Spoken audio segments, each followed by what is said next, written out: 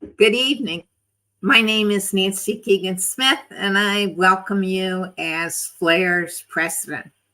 We come off an incredible high from our national conference, which was last Friday in Grand Rapids.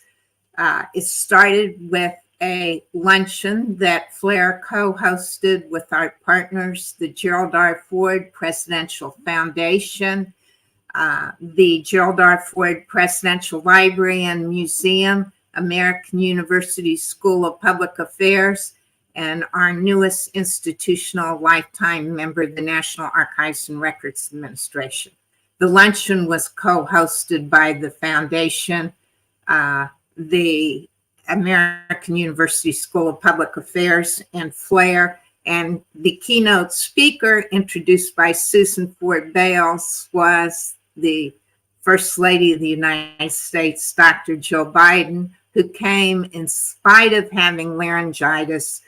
She brought the head of the Biden Women's Healthcare Initiative to deliver her remarks, and that started us off. Then we went to the conference at the Gerald Ford Museum, which celebrated Betty Ford's 50th anniversary as First Lady and her 1984 historic first conference on First Ladies, 2 sessions, and it was just a wonderful experience. So tonight, I am thrilled to welcome you to another fascinating program. Before I do that, I want to thank our partners, our lifetime institutional members who are so much a part of Flair. We now have 11, so if I forget some, they are on the Flair web homepage. But they are Rider University, the White House Historical Association, the Massachusetts Historical Society, the Center for the Study of History at Southern Methodist University, the Bush Institute. The National Archives and Records Administration is our newest, the National First Ladies Library and Museum, and the National Trust for Historic Preservation, and very importantly, the Dole Institute of Politics, who we are partnering with tonight on this program.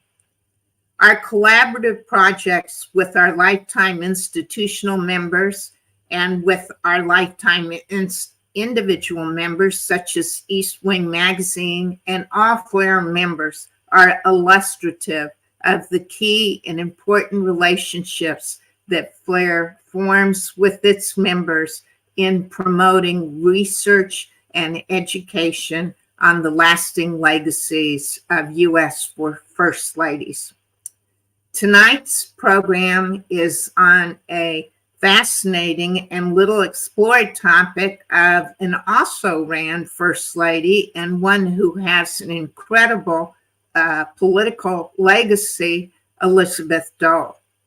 And now it is my pleasure to turn the program over to the director of the Dole Institute and a wonderful supporter and friend of Flair's, Audrey Coleman, who will moderate and introduce, and I know we will all have a very enjoyable program. Thank you so much, Nancy, for the pleasure of being with you all this evening. Thanks to Diana Carlin for the invitation. We have so enjoyed partnering with Flair over the last couple of years and have many good conversations ahead of us, in addition to several that we've had over the last year or so. So thanks so much for being with us. I'm joining you from the Bob Dole Institute of Politics out here in Lawrence, Kansas, and so pleased to talk with you all and work with our panelists, who I'll introduce in just one moment, on the sterling political career and legacy of Senator Elizabeth Dole this evening. Our 3 panelists this evening are Dr. Nicola Gutgold. She's the professor of communication at Penn State Lehigh Valley. She's the author of more than 10 books, and her research has appeared in national and international outlets, including NPR, the New York Times, Al Jazeera, the Washington Post, and also on the TED stage. Welcome, Dr. Gutgold. Then we'll visit with Sarah Gard, who is the head of collections and senior archivist here at the Dole Institute, which is home to the career papers of Senator Bob and also Senator Elizabeth Dole. Sarah is a member of the Academy of Certified Archivists and is a partner on the American Congress Digital Archives Project, which we'll talk a little bit more about later. Welcome, Sarah. And then Dr. Karen Vasby Anderson is the professor of communication studies at Colorado State University and a past editor of Quarterly Journal of Speech. She's published 3 books and numerous articles about gender and political leadership, the US presidency, and first ladyship, as well as political pop culture. This is going to be a fantastic conversation. I'm going to turn it over to Dr. Gutgold to start us off to talk about Senator Elizabeth's early life and some of the attributes that led her into an amazing career. Thank you so much, Audrey, for a wonderful introduction. And really, what a thrill and honor to be here tonight to talk about Elizabeth Dole and her remarkable career. Let's begin at the beginning, where she was born. Mary Elizabeth Alexander Hanford was born July 29th, 1936 in Salisbury, North Carolina, the only daughter to John and Mary Hanford. She had an older brother, John, 13 years her senior. And by all accounts, Elizabeth Hanford had an idyllic childhood filled with lots of love and lots of parental doting, especially by her mom, who gave up Juilliard musical education to become a devoted mother and wife. She grew up in a family of overachievers. Every minute that she could be spent doing something productive and useful, she was always encouraged to do so. Let's take a look at the next slide, please. This is a photo I took when I went to see Salisbury myself for research I was doing on Elizabeth Dole. And her home is beautiful and stately.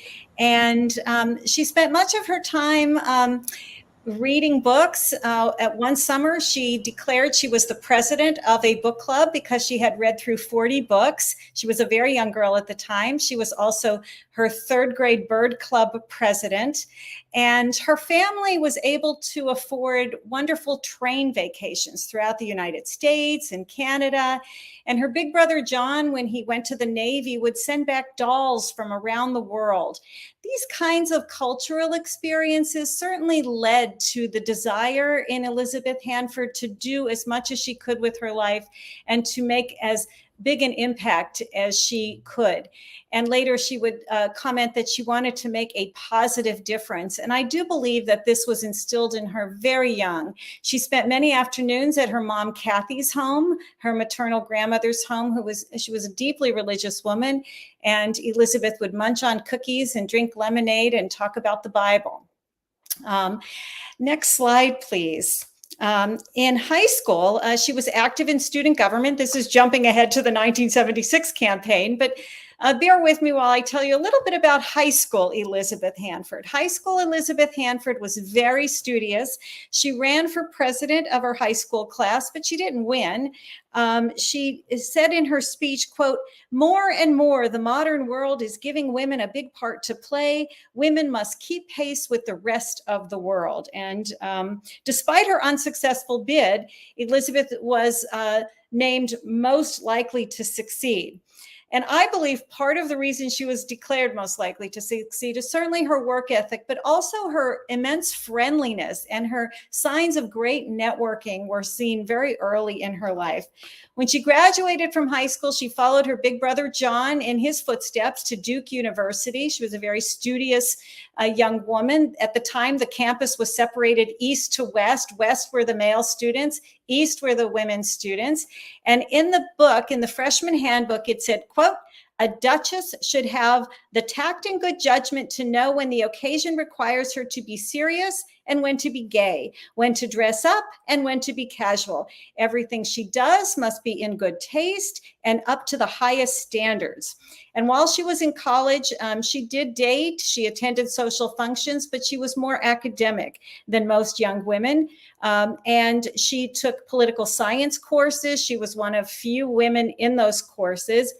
And when in her senior year, she was elected Leader of the Year by both the men and the women's campuses. And she was also elected May Queen, and she was a debutante in Raleigh.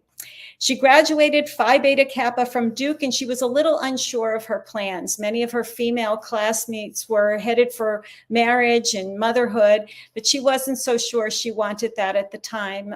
Instead, she applied for a job at the Charlotte Observer. She thought maybe she would become a journalist, but she did not get the job. She then turned her attention to a master's degree in education at Harvard, and she did student teaching. And when she ran for president, she reflected back on what she was like as a student teacher. And she said that she tried to bring her classroom alive by bringing in people who had professions that might inspire her students.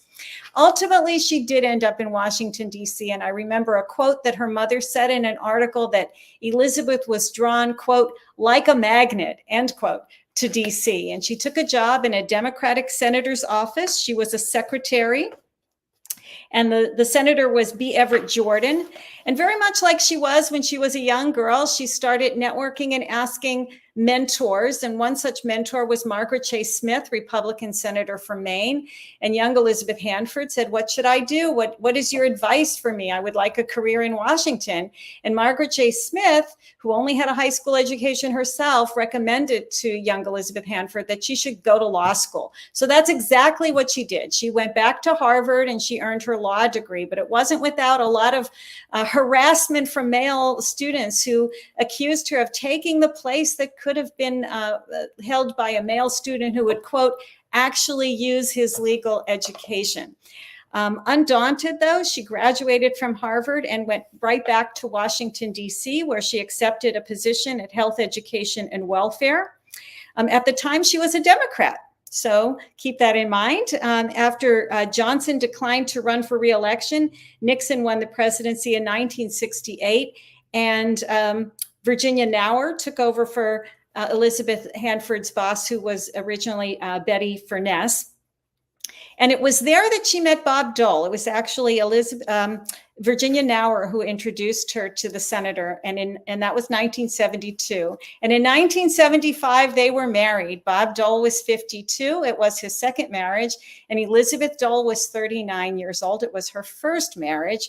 And then in 1976, just less than a year later, they were married in December.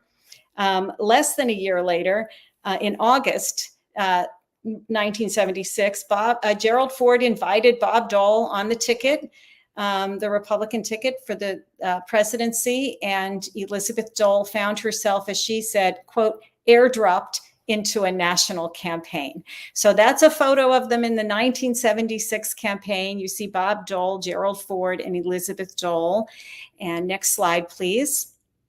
Some more recent photo of the Doles, who enjoyed a long, beautiful marriage, a lot of back and forth repartee with their quick wits. Next slide, please. This is a book I co-authored that tells a lot of her biography. Next slide, please. And that's a photo of her in a very famous speech. And this is another book I wanted to share because it shows her presidential bid. And very few women are ever remembered for their presidential bids. And Elizabeth Dole did make a 6-month exploratory bid for the presidency. Next slide, please. This is just to show you her friendliness, her networking. This is not that long ago when I was in Washington, D.C., and Penn State asked me who I knew in Washington, and I felt like I know Elizabeth Dole. So I said, Elizabeth Dole, and she showed up and came to the presentation about her. So that gives you a little glimpse about her personality and her networking that started very young in a small town in North Carolina, and to me remains today as vibrant as ever, as you might have caught on 60 Minutes last night. So thank you. Thank you so much, Nikki.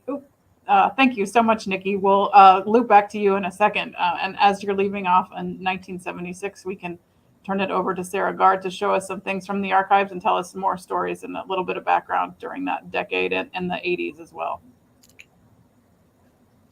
Hi, thank you everyone for having me. I'm so happy to be here and to show you a few treasures from the Dole Archives here at the Dole Institute. So I wanted to just take us back and hit one little landmark in Elizabeth Dole's career, and that was when she was appointed to the Federal Trade Commission in 1973 by President Nixon. And this was sort of a culmination of the work that she'd been doing in the White House Office of Consumer Affairs. So that's why we've got a press release from the Office of Consumer Affairs announcing her nomination. And this was really at the urging and encouragement of one of her mentors, Virginia Nauer, that Nicola mentioned. A few years into her tenure at the FTC, you can see that her name has changed to Elizabeth Hanford Dole. So she did marry Senator Bob Dole in 1975. So next slide, please.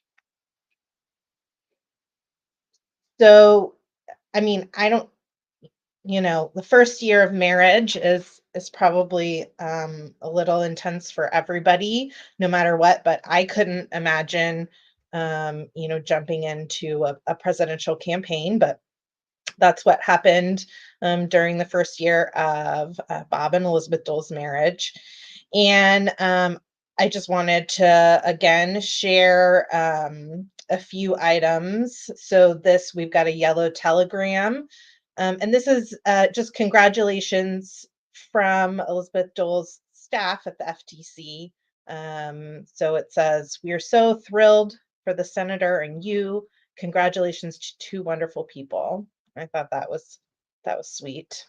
And interesting, not every woman involved in a presidential or vice presidential campaign is getting telegrams from her staff.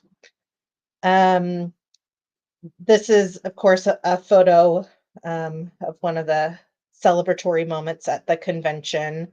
And you can see that, kind of moving left to right, we've got Senator Bob Dole's mother in sort of the black and white, and then Elizabeth Dole, and then Senator Dole, President Ford, and Betty Ford over there in the beautiful peach dress. And something that I think kind of echoes that photo is this button that we have in our collection that features pictures of the four of them, and it says, "Start America's third century with a great team." I don't know, I think we'll talk about it moving forward, but do we really see buttons like that anymore? And thinking of the first and second, families as a team for America. Next slide, please. I loved these news clippings that sort of illustrate kind of this new dilemma of Elizabeth Dole having her own career at the FTC. Kind of created a new situation where she had to decide. So this news clipping over here on your left is from the Washington Post on September 5th. And President Ford sort of talked about how they would handle it right after the convention. And he said, "You have three choices. You can just keep being a member of the FTC. You can resign, or you could take a leave of absence and help with the campaign." And that's ultimately what she did.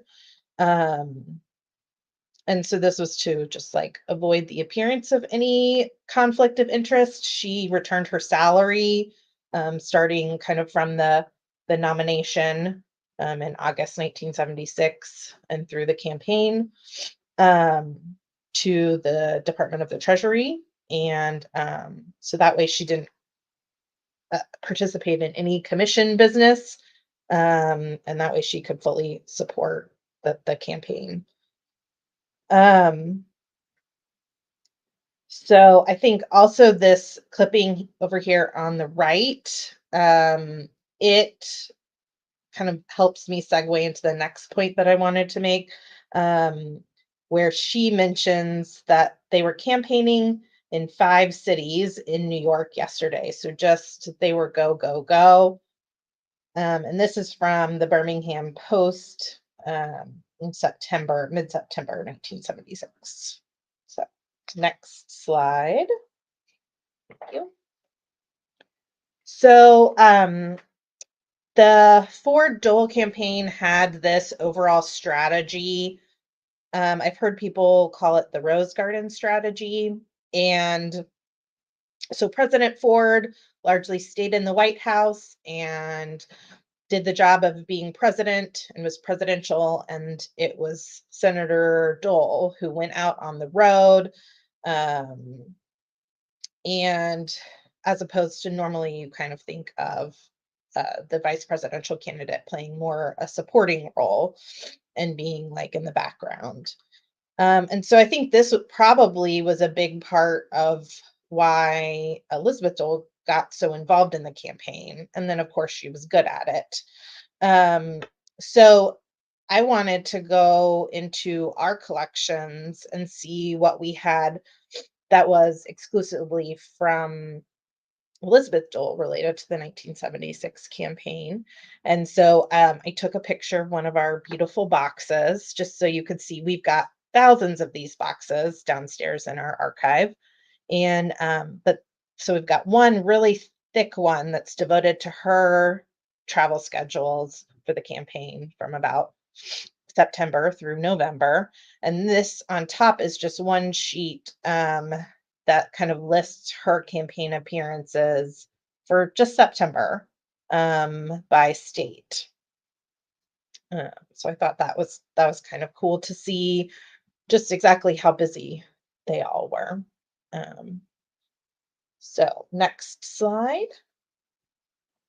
It was really tough, but I was able to pick just one schedule out to show you all. I picked this one actually. I thought it was interesting for a lot of reasons, but personally, it's a trip to Roanoke, Virginia, and that's where I'm from. So I could kind of like picture these places. And I think it's important to note that like she was interacting with real people who were local to these like states and cities, and there's something that kind of touches everybody in these collections in one way or another. So I know it's kind of small, but I thought I would tell you a few interesting things that I see. First is just like the notes, all the handwritten notes on here. And I think I might let Audrey weigh in too. I don't know if I'm allowed to pull you in on this section, but I think some of it is definitely her handwriting, her note taking. So you can kind of see that this is a schedule for a period of October 5th through 7th, and it says that Senator Dole and his daughter are going to drive down to Blacksburg and visit Virginia Tech. And then she's going to do this visit in Roanoke and another city, and then they're going to meet up in North Carolina. But Sarah, you have some goodies that show kind of how she was received in the press. Would you show us those? Yeah, I would. Yeah. Pass to Kari. Okay. All right. Sorry, I just have too many good things to say. We'll come back to you. Yeah, the next slide. You can see just like she's getting, top billing here in mid-October. And this is also a wonderful handwritten page of notes for a stump speech she was giving. And then the next slide, we've got just a selection of photographs from the campaign. You can see they're visiting a classroom down in the lower center. She's riding in a parade. She's just, she was really people focused, really loved interacting with everybody in these campaigns. And then my last slide, I'll just kind of move our presentation forward in time, but like this is our the campaign in 1976 is sort of this first view we get of this, Washington, D.C. political partnership. But in 1984, we've got 2 clippings here of the Bob and Elizabeth show. And then I found the Elizabeth and Bob Dole show, which I thought was maybe a little bit better for this presentation since her name was first. But it kind of depicts this cartoon over here on the left. She is Reagan's transportation secretary. She's reading about potholes, and he is the chairman of the Senate Finance Committee, and he's reading loopholes. And so they're just a really powerful and successful Washington, D.C. couple. And then, of course, these 2 buttons that we've got in our collection show that she's really being suggested for, being a candidate in Republican politics as we move into the 80s. So thank you. Thank you, Sarah. So much to talk about when we regards their partnership. Yeah. So now that we're moving into the 80s and Senator Elizabeth is actually serving as Secretary of Labor under President George H.W. Bush, and she has the opportunity then to serve as president of the American Red Cross. And then in 1996, the presidential campaign rolls around, and Karin, would you give us once you started out, and then cue up Nikki? Sure thing. Thank you so much. Yeah, so I am thrilled to be joining this panel of folks who are so knowledgeable about Elizabeth Dole and the vital role that political spouses play. That was the topic of my dissertation, completed in 1998, which examined the communication strategies and journalistic framing of both Hillary Clinton and Elizabeth Dole. The late 90s, early 2000s was an amazing time to be studying women in politics in general, but in particular, these 2 very unique women who made the transition from being a political spouse, and in one case, the first lady, to running for the top job themselves. My contention in my research is that you can learn a lot. A lot of what we learned back then from Elizabeth Dole is still relevant today. Next slide, please.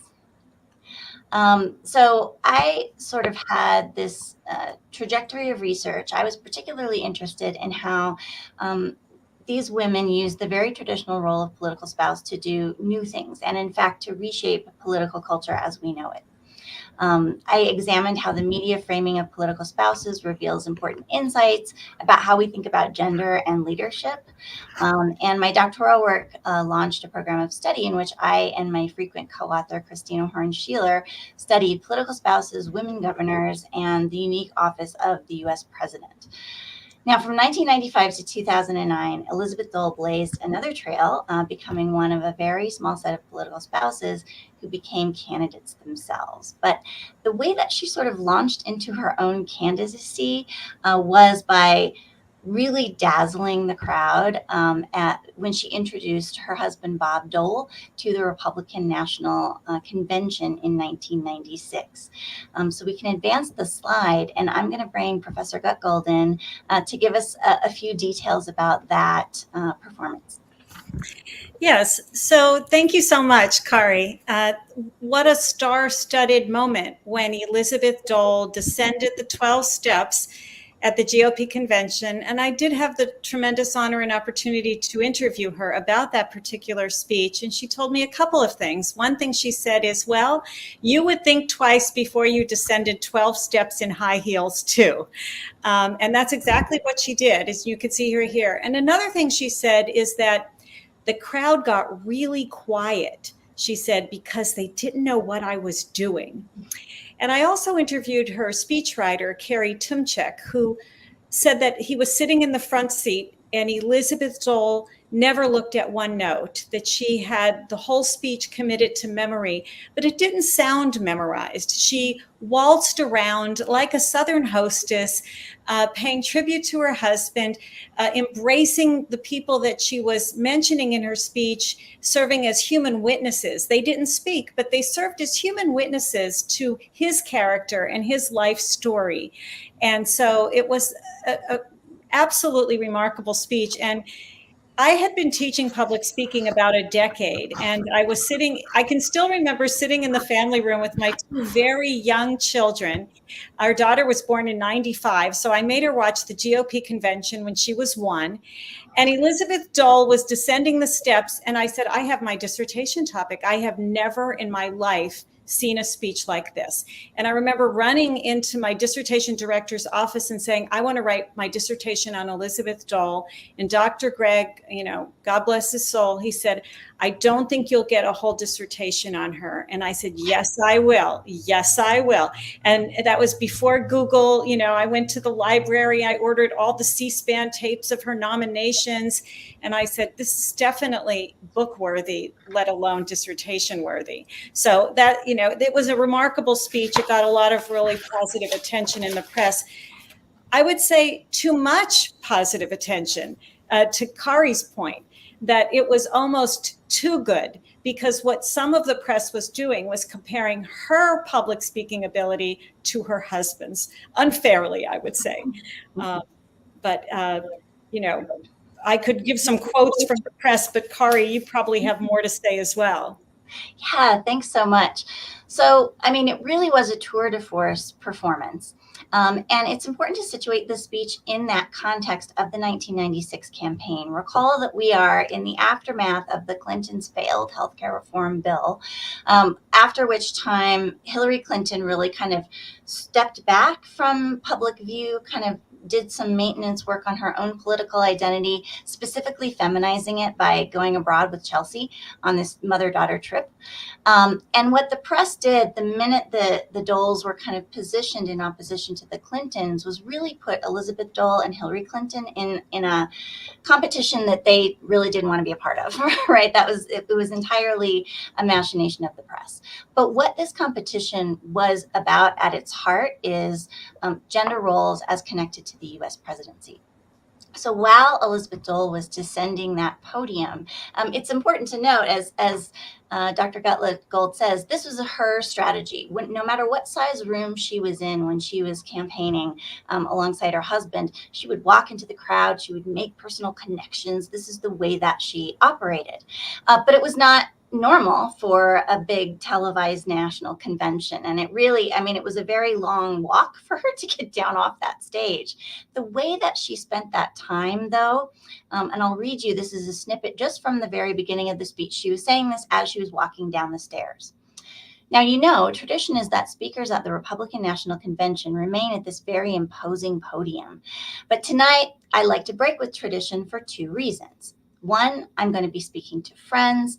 And secondly, I'm going to be speaking about the man I love. And it's just a lot more comfortable for me to do that down here with you. Now, keep in mind, Elizabeth Dole is somebody who went to Washington, D.C. by herself, long before she met and married Bob Dole. She was a political insider, a very experienced Paul. But in this speech, she was Bob Dole's wife. And she was playing a role that was highly feminized, and it was meant to create a contrast between her and Hillary Clinton, but also to bolster Bob Dole's own masculinity.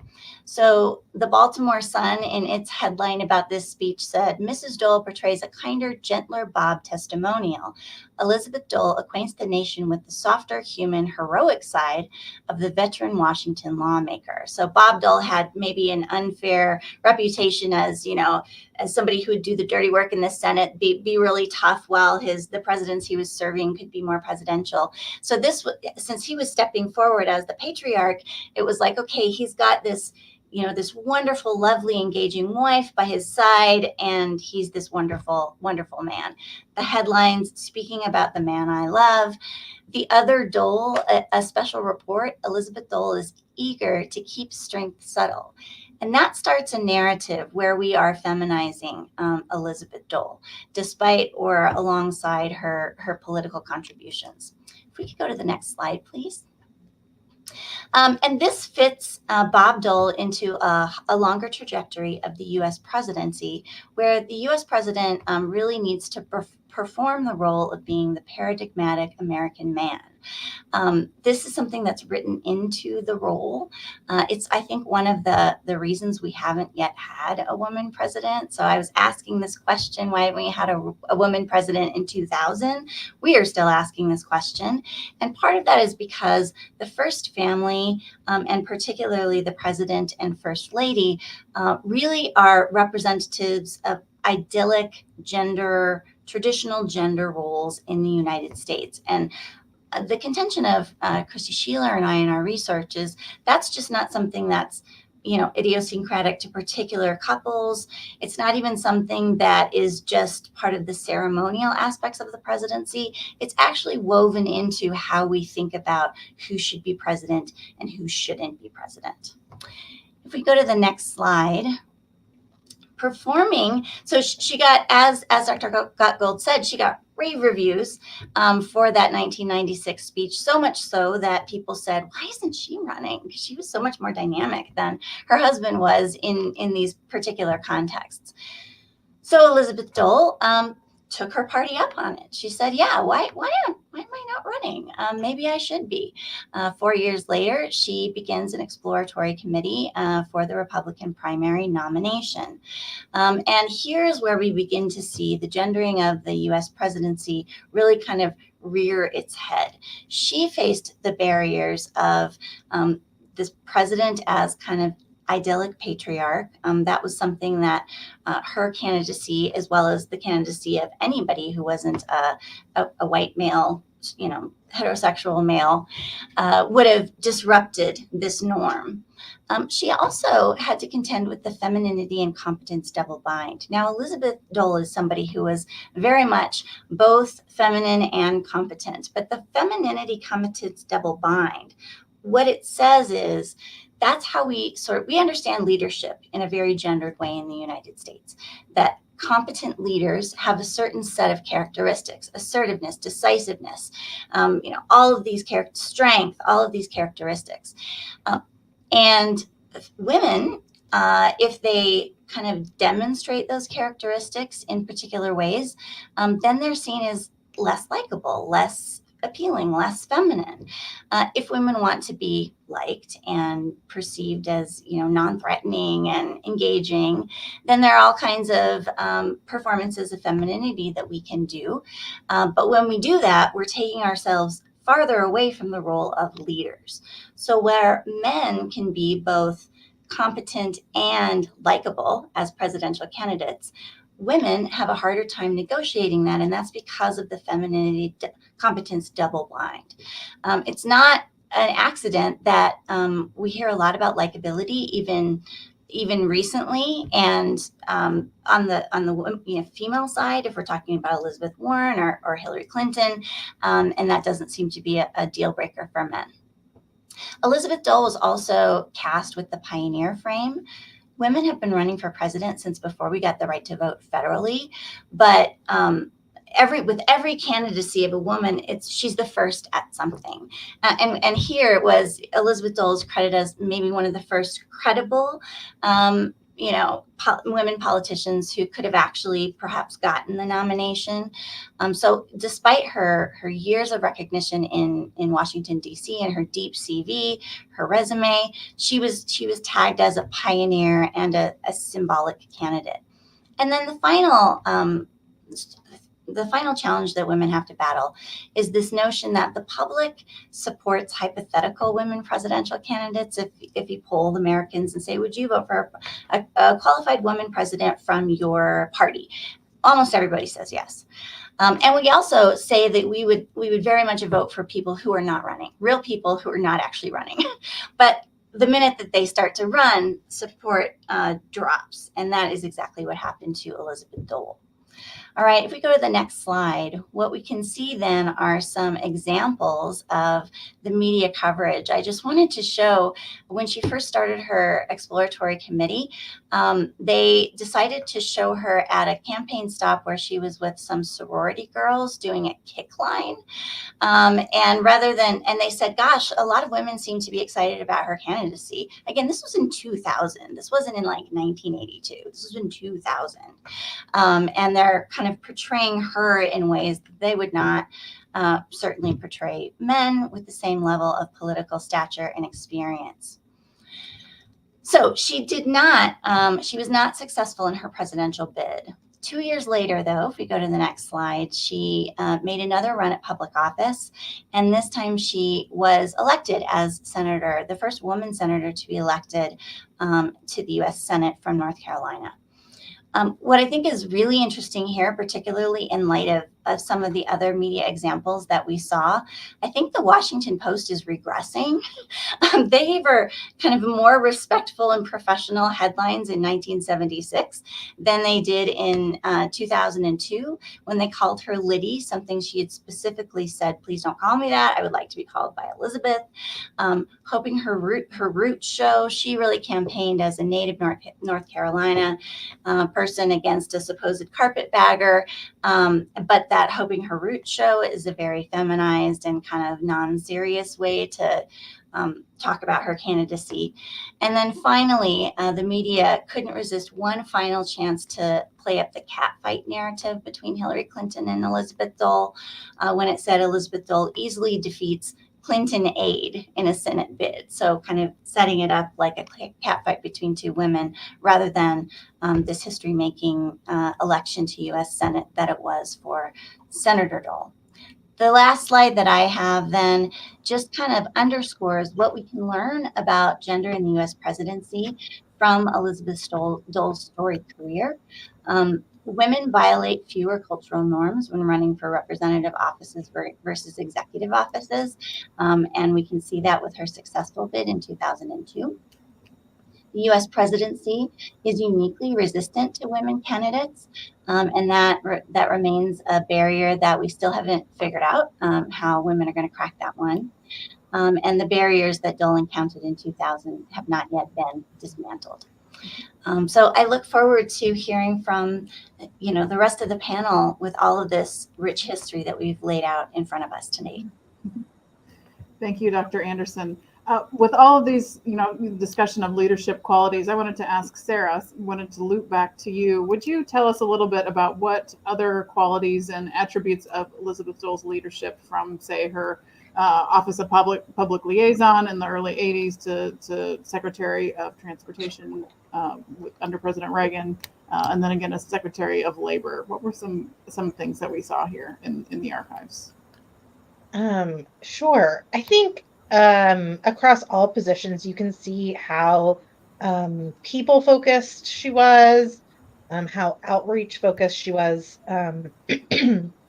She, as in the Office of Public Liaison for the Reagan administration, I think she just did like an extraordinary, amount of outreach to different groups. So, and I think that probably is what made her so successful with the campaign in 1976 too. I think, being people outreach focused, of course. I remember working with some materials, and she had a several point plan, I think both as Secretary of Transportation and then also of Labor, of promoting women internally, right? So as in addition to displaying leadership in her own right, she is working to promote women from within and kind of be very self-conscious about promoting other women as she had that kind of support early on in her career. Yeah. I would also like to jump in and say that I would say she's mission focused with data to back up her mission. I think that there's evidence to show she always looks for something that she believes in as something she needs to do. It's not work for her, it's mission focused. And then it's not just that. It's not something she thinks is a good idea. She backs up what she cares about with data to support what she's imagining, wanting to do. She doesn't just rely on that. She researches, and she does. You can see the research in her speeches. She wants data to back up her claims, and I think that's important for her. She needs to find the evidence. I think if anyone tuned into 60 Minutes last night and she was talking about hidden heroes, she was talking about the research that's being done to show that these young people are suffering and that they need support. And it wasn't just because a few isolated cases, it was numbers. And so I think that's important to note about how she conducts her leadership style. It's through research. Mm-hmm. Kari, did you have something to add to that? I mean, yeah, I think I was always interested in the ways in which that strength, which I believe is a strength. I think most people would believe that it is. But there are moments where in the public eye, they're like, oh, well, is she too prepared? Is she too practiced? And it's like, it's really hard for women to, be able to win in some of these contexts because of these double binds. But I was thinking as well, if we think of alternate paths of history, if Elizabeth Dole would have gotten elected in 2000, the Republican Party was at a moment in 2000 where it was opening its tent. George W. Bush famously, brought in a lot more Latino voters. But I'm imagining if they would have opened that tent to women by nominating a woman presidential candidate, how different things might be today in the scope of our party politics. And how, I think that if she had become First Lady, she would have kept her position at the Red Cross. She said she was going to keep it. And I think that Dr. Biden, who kept her position as a community college teacher, we would have had that way ahead. We would have had that back in 1996, where a First Lady doesn't just stop whatever she's doing career-wise and devote herself to the role. And I think that would have shaped future First Ladies earlier. So I do think that's something that she would have done as First Lady. Mm-hmm. I agree. In 1976, and Sarah, you alluded to this a little bit, but a vice presidential spouse had never been that active in presidential or vice presidential campaigns. Is that correct? As far as, our collections point us to, yes. Mm-hmm. I think the media coverage at that time, made a big deal about how busy and how involved she was. Mm-hmm. So. And I think it was Lynn Nofsinger in the Ford camp that said, you can go out and in the Ford Dole camp say, you can go out and do this, but nobody's going to pay attention to what you're doing. This is not what the ladies do, and nobody's going to care. And then lo and behold, top of the fold, the Times-Picayune on the next morning, the full spread really impacts. So thinking about had she or others had the opportunity earlier to do that kind of campaigning, that could have changed the course of history there. I remember reading where she was the Southern strategy. She would talk about that, bringing her Southern heritage to the campaign trail, knowing how important the South is in presidential races. Maybe trying to rebrand that label, the Southern strategy, remove its racist roots and put it into a different category. Yeah, and I think, as in later campaigns for Senator Bob Dole, I've also seen her, called the Southern strategy. So it was kind of a term that stuck. I want to add, she was a celebrity on the campaign trail throughout her entire career.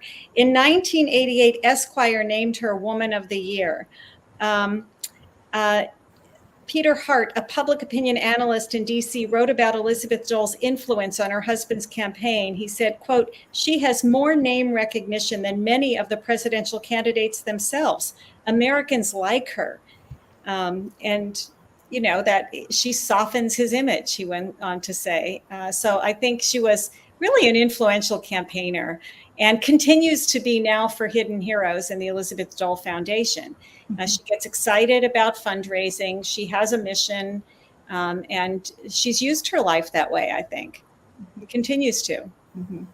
It's interesting when you think about the idea of a supportive spouse, how somebody who doesn't just support the candidate or support their partner, or a woman supporting their male partner, but she can be supportive by being herself, by being this professional woman, and thinking about that dynamic and how different that is. Well, getting to Kari's comments a little bit, I think that it's hard for men. I have not seen, let's just put it this way, I have not seen a male surrogate as dynamic as many women have been for their husbands, and in particular, Elizabeth Dole. I mean, she is who you want to be your spouse when you're running for political office, and has shown that throughout her whole career. She was really an ardent campaigner and especially good at it.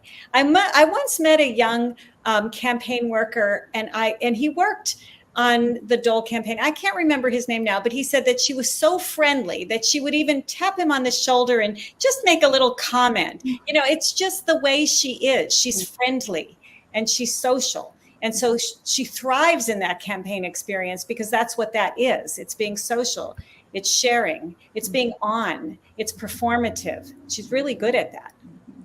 Something that as you think about the media narrative, and for me, again, because of my research, it was such a contrast between how the Clintons were covered and how the Doles were covered then. What we really had were two political partnerships, personal and political partnerships. Both couples got to where they were together. They both made material contributions to each other's political goals and objectives. But they were covered very differently. The Clintons were covered as sort of this threatening partnership that was Hillary, trying to get too much presidential power. But then the Doles, I don't think were covered. They weren't given credit enough for the ways that they each supported one another's ambitions. That they both had these really important roles, jobs outside, Elizabeth Dole, as Nikki said, like she would have kept her job at the Red Cross. She had cabinet positions, but that wasn't how it was framed. And so I think that also illustrates the kind of gender roles that the media tagged each party with. And then my question is, have those been intensified in ways that would not have been necessary if they would have covered the Doles like the political partnership that they were, on the campaign trail, instead of saying, oh, isn't it so nice to have somebody traditional and Southern and feminine, so we don't have to worry about that terrible Hillary Clinton anymore. There was one coverage, I think it was in Time magazine, but it portrayed the two of Hillary Clinton and Elizabeth Dole. But the story was about how actually, if you take away their party affiliation, Hillary Clinton was the one who kind of put her ambitions aside temporarily to go to this Arkansas, where she never would have thought, to follow a man there and raise a family. And Elizabeth Dole delayed, getting married, didn't have children, really spent her life in Washington and in politics. But we don't that's not how their stories were told in the media. And I think that says a lot about what we will and will not accept from women. Mm-hmm. Yeah. Thank you, Dr. Anderson. So we are just getting ready to wrap up.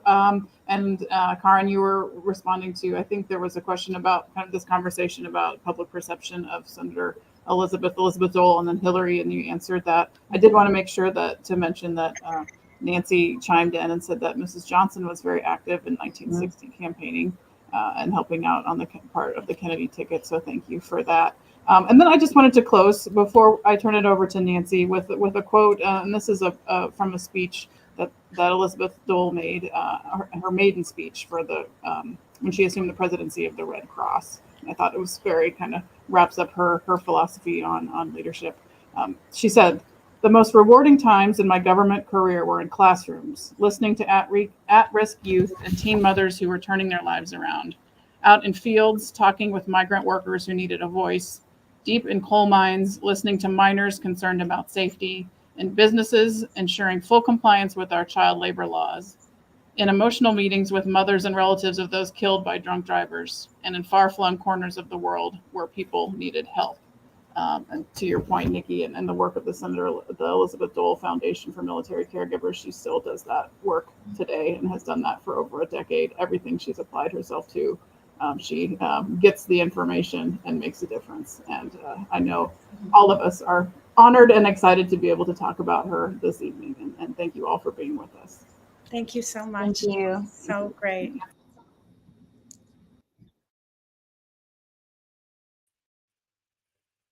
Well, I'd like to thank the panel for a very interesting and thoughtful presentation. I really enjoyed it. And coming up, Flair has some exciting things coming up. May 15th, we have a virtual program on commencement speeches that First Ladies have done. And please watch for Flair's e-journal, the Journal of First Lady Studies, that will be coming on soon, and again, online. And again, I would like to thank all of the panelists tonight for a very interesting program. Thank you so much.